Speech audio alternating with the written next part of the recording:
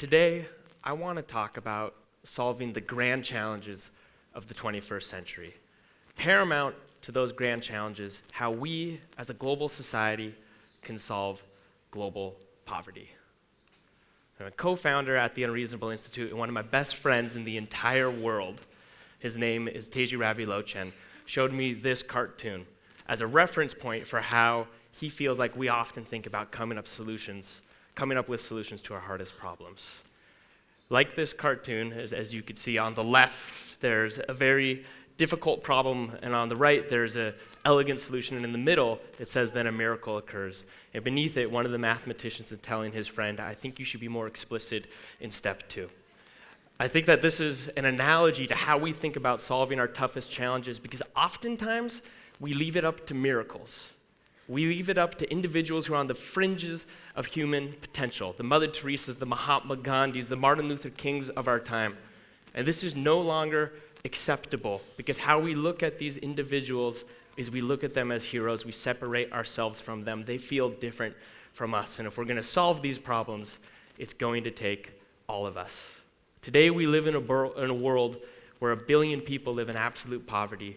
770 million individuals do not have access to clean drinking water. We live in a world where over 780 million adults are still illiterate, not able to read or write, and 2/3 of them are women. In a world with these types of numbers, we can't afford to bet on miracles. So in 2010, with a ragtag group of friends, I was fortunate to co-found the Unreasonable Institute as an organization dedicated to demystifying and clarifying how we can go about solving our toughest challenges, and specifically our toughest challenges related to endemic poverty. What we do at the Unreasonable Institute is work with entrepreneurs from all around the world who are trying to solve these seemingly intractable problems, and we align them with what we would call an unfair advantage. We align them with skills training from experts in workshops, with world-class business leadership as mentors, with financing and investment and funding, and ultimately with a global community that will continue to support them as they scale up their companies. And something seems to have been working. To date, we've worked with over 170 companies across all of our programs, headquartered in over 41 different countries. And together, they're all solving problems related to endemic poverty, whether that is reintegrating 50,000 former Liberian child soldiers or working on the prevention of honor killing in Pakistan or ultra-affordable DNA diagnostics in Argentina. What is shared throughout our entrepreneurs is a sense that if they are successful, they'll help bend history in the right direction. We've been amazed at how effective these programs and this community has become over time. In a recent impact assessment on the Unreasonable Institute, it was seen that from the programs we run, entrepreneurs who go through them within 24 months see a 9.7x increase in revenue and an over 5x increase in their team size. So something seems to be working. But 2 years ago, like most startups, we realized that we needed to pivot. We realized that if we're going to have a chance in hell at obtaining our broader mission of putting a dent on global poverty, then we need to orient our efforts at Unreasonable and those of the entrepreneurs we work with around meeting the needs of adolescent girls living on less than $2 a day. I think that intuitively and emotionally, we all understand this. We get this, but it wasn't until our team at Unreasonable read the hard facts that this really was brought into clarity.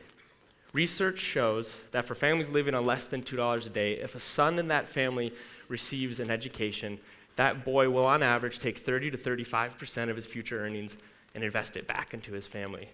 Now, if a daughter in that same family is given the same educational opportunity, she will on average take 90 to 95% of her future earnings and invest it back into her family. You have a 3x leveraged return on poverty alleviation if you invest in girls.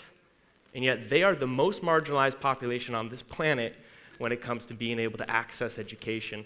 In sub-Saharan Africa alone, there are 19 countries where the graduation rate of secondary school for girls is under 5% of the population. Something needs to change, and so taking these realizations to heart, we were privileged to partner with the Nike Foundation and the Girl Effect movement to launch the world's first accelerator dedicated to entrepreneurs who are positioned to benefit millions of adolescent girls in poverty. We called this the Girl Effect Accelerator. There we go. The goal of the Girl Effect Accelerator is to align with fast-moving startups, for-profit startups across emerging markets that are uniquely positioned to solve problems and constraints related to adolescent girls in poverty, and to help these companies position their trajectory around solving those different needs and those different challenges faced by girls. But when we started on this journey 2 years ago with the Nike Foundation and with the Girl Effect, we actually didn't know if this was possible. Our question was, are there actually for-profit, highly scalable solutions in emerging markets that are oriented around benefiting adolescent girls living on less than $2 a day? This is probably the hardest demographic on the planet to reach. And so we just dove in. We started to research. We asked everybody we knew. We scoured the globe. We went through our network. And after a year of scouring these different markets, we identified a portfolio of entrepreneurs that we believe sit at that nexus of explosive growth and impacting girls. But to make this a lot more real and less theoretical, what I want to do is just tell you 2 of the stories of 2 of the companies out of the 10 that we worked with in our inaugural program.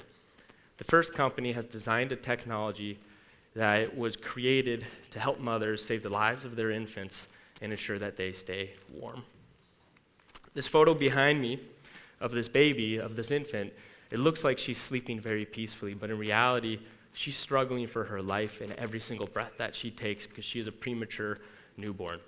And premature babies have an extreme difficulty regulating their body temperature. To them, this room, which feels like room temperature to us, would feel like ice cold water. And if this baby, this premature baby, was born in a village or in a rural environment in emerging markets, it would likely not survive. Today, the numbers are pretty staggering. There are 15 million newborns that are born prematurely every single year. And tragically, 3 million of them will die due to hypothermia. The majority of these newborns who pass away because of hypothermia are in emerging markets and in rural environments. And the reason this happens is the babies aren't able to keep themselves warm, but the mothers are not able to bring the babies to a hospital that has a baby incubator that could keep that baby warm. And that's because most baby incubators look like this. On average, they cost $20,000 US. They require electricity. They need a specialist. They exist only in hospitals that rural villages typically don't have access to. And it's just far too expensive for these markets. So if you were to design an effective incubator that could save the lives of those 3 million infants every single year in emerging markets and rural environments, it would need to be able to operate without electricity. It could not require a specialist because there are not enough specialists in these markets. And it would need to be not half as expensive as this incubator, not 10 times less expensive, but at least 100 times less expensive. We were privileged at the Girl Effect Accelerator to work with a startup called Embrace Innovations, and they have somehow magically invented this new form of an incubator. This is the technology they created. It's called the Embrace Warmer. It is literally 100 times cheaper than the incubator you just saw, and it is medically just as effective. They have launched this across emerging markets. They've helped mothers save 150,000 lives of their infants, keeping them warm. And what I love about Embrace is if you talk to their team, if you talk to Jane, their CEO, she will tell you that they're just getting started. A second example I wanted to share with you is around a startup that's working to ensure that girls on the African continent can study at night and not be concerned about health or safety. Now, typically, on the African continent, this is what it looks like for a girl who goes home and wants to study in the evening. 3 out of 4 girls on the African continent don't have access to electricity, and so instead, when they sit down and they open up their books, they light a kerosene lantern next to that book.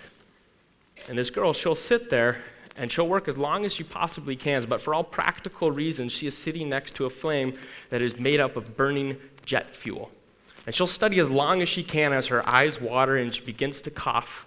And this is the equivalent of her, in her studying hours, smoking 2 packs of cigarettes every single day as she sits next to this flame. And this is a big reality for a lot of people around the world. 1.6 billion people don't have access to electricity, and instead they use dirty fuels like kerosene. To put that into perspective, that's more people who today don't have electricity than there were on the planet when Thomas Edison lit up the first light bulb. Now, the good news is there are a lot of startups who are working to replace kerosene lanterns like this one with solar lanterns. And they're very effective and they're having a great impact. But The tough thing about this is who's really benefiting, and what we've seen is that the girls in the household aren't benefiting in the way that we had hypothesized. Because the hypothesis was if you replace a kerosene lantern with a solar lantern, then the girl will be able to study at night, perform better in school, and she'll be able to do so in a safe environment. In reality, though, what happens is for most of these families living in absolute poverty, once they are able to purchase a solar lantern, the first people who get to use it in the evening are typically the parents. The second person in line is typically the son. And the third person, if she's lucky enough, is the girl who will be able to use the solar lantern to study. So if you're actually going to change the game for girls in poverty and give them access to clean energy at night, you need to find a way not just to replace the kerosene lantern with one solar light, but to electrify the entire house or hut with solar lights. We are really privileged at the Girl Effect Accelerator to work with a company called Off-Grid Electric, based out of Tanzania, who's doing exactly that. This map behind me is of Tanzania, and it's showing in mid-2012 when Off-Grid Electric launched its product in market. What you're going to see are a bunch of yellow dots that are going to come across this slide. Each one of those dots represents a household that Off-Grid took from a dirty fuel like kerosene to modern solar living across the entire house.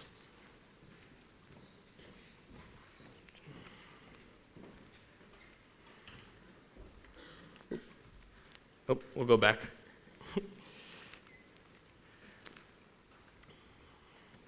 You can see their growth was explosive across Tanzania. This was their pilot.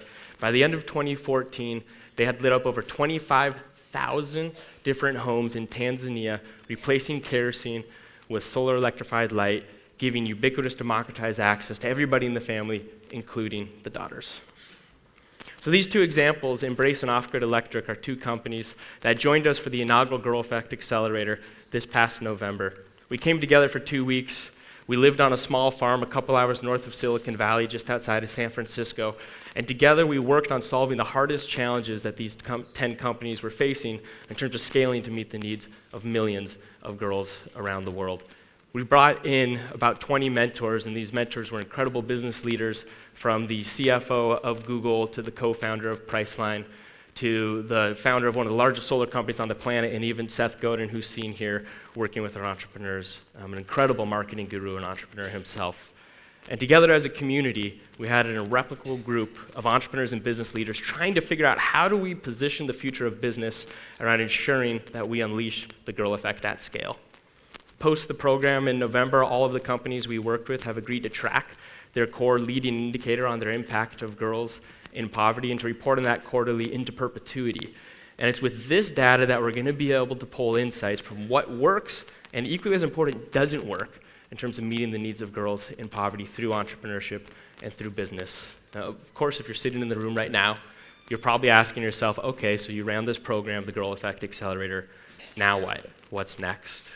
And when we first launched the Girl Effect Accelerator, and we were looking at working on this 2 years ago with the Nike Foundation, we had decided that we would work together to launch a fund. It was going to be an investment fund focused exclusively on investing into ventures that were sustainably benefiting girls in poverty, and we were going to call this the aptly named Girl Fund.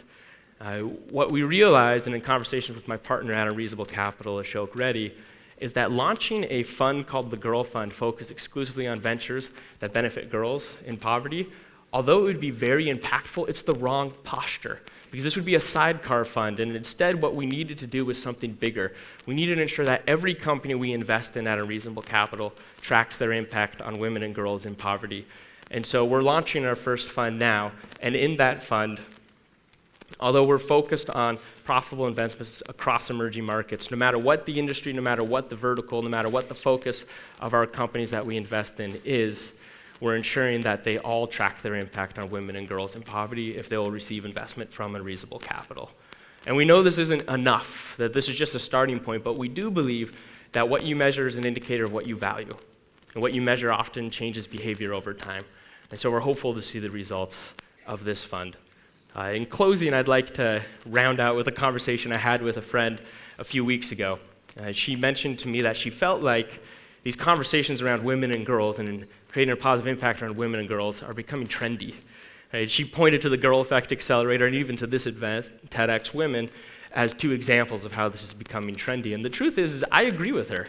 I think that these conversations are becoming trendy, but I would argue that they're not becoming trendy enough. that they need to move from being a trend into being the status quo. Because if we're ever going to live in a world that we know is possible, we will not get there unless we're able to release the constraints faced by the 250 million adolescent girls living in poverty. And we will not be able to put these grand challenges where they belong in a museum unless we ensure that all women and all girls are able to reach their creative potential.